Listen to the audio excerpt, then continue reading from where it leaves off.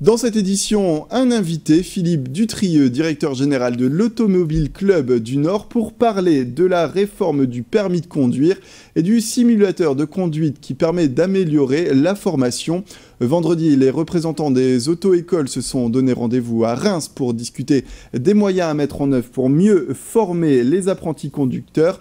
Merci Philippe Dutrieux d'être avec nous. Merci, bonjour. Bonjour, on va parler donc de ce qui s'est passé vendredi, de quoi vous avez parlé concrètement pour améliorer donc la formation des conducteurs. Alors, ce qui est important, c'est qu'on se rend compte que les jeunes conducteurs, malheureusement, ont beaucoup d'accidents. Ils représentent 9% de la population active, mais 20% des morts sur la route. Donc, on se rend compte que la formation n'est pas suffisante. Malheureusement, on sort avec le permis, on n'est pas tout à fait apte à conduire en toute sécurité sur la route. Donc, il faut améliorer ça. Alors, comment faire? On a en fait avancé l'idée d'avoir une formation complémentaire qui serait tout simplement une sensibilisation aux problèmes d'addictologie comme l'alcool et les stupéfiants, mais également les gestes de premier secours. Donc on est tout à fait favorable à une formation complémentaire. Par contre, il ne faut pas non plus que cela impacte de façon trop importante sur le coût du permis qui est déjà extrêmement important. Donc c'est un point sensible également à ce niveau-là. C'est un point de discorde entre les gérants d'auto-école qui souhaitent favoriser donc ces formations complémentaires, mais qui pour certains parlent de prix et de situations difficiles parfois. Oui, parce que le permis actuellement, ça vaut en gros 1 300, 1 500 euros, mais c'est vrai que les marges des auto-écoles ne sont pas énormes. Donc à partir du moment où on augmente les heures de formation, forcément ça va augmenter le coût pour les auto-écoles si on n'augmente pas le prix de vente. Donc c'est un point un peu sensible. Nous, un des points qui nous paraît intéressant, c'est d'utiliser un simulateur de conduite, parce que c'est vraiment extrêmement efficace. Ça permet de réduire les coûts plutôt que d'utiliser un véhicule normal.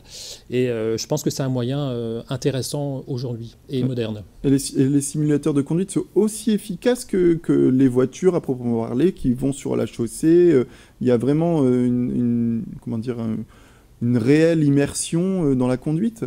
Alors rien ne remplacera jamais une véritable voiture. Ça c'est tout à fait clair. Un véritable trafic pour être confronté en vrai dans le réel. Maintenant, les simulateurs sont de plus en plus sophistiqués.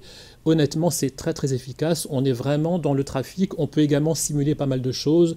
Un trafic avec de la neige, des pneus usés à gauche, à droite, etc.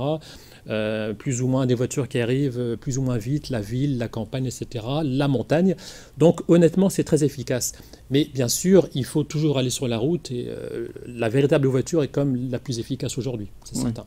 J'imagine, mais aussi ces réformes que vous proposez aujourd'hui pour améliorer la conduite, est-ce qu'elles ne sont pas aussi mises en place parce qu'il y a peut-être de plus en plus de personnes qui roulent et donc de plus en plus de dangers potentiels? Alors, dans le Nord, Pas-de-Calais par exemple. Oui, il y a de plus en plus de personnes qui roulent, mais je ne pense pas que ce soit le point le plus important. Nous, on se rend compte que malheureusement, les gens roulent pas de plus en plus vite, mais sont de plus en plus, sont de moins en moins prudents plutôt.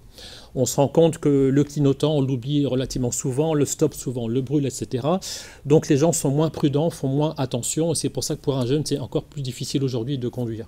Et est-ce qu'il n'y aurait pas d'autres réformes à prévoir, comme par exemple un permis qu'il faut repasser comme ça de temps en temps Alors oui, nous on est tout à fait également favorable à ce qu'on appelle une formation post-permis, c'est-à-dire qu'on se rend compte que la formation professionnelle, on en a tout le long de sa carrière.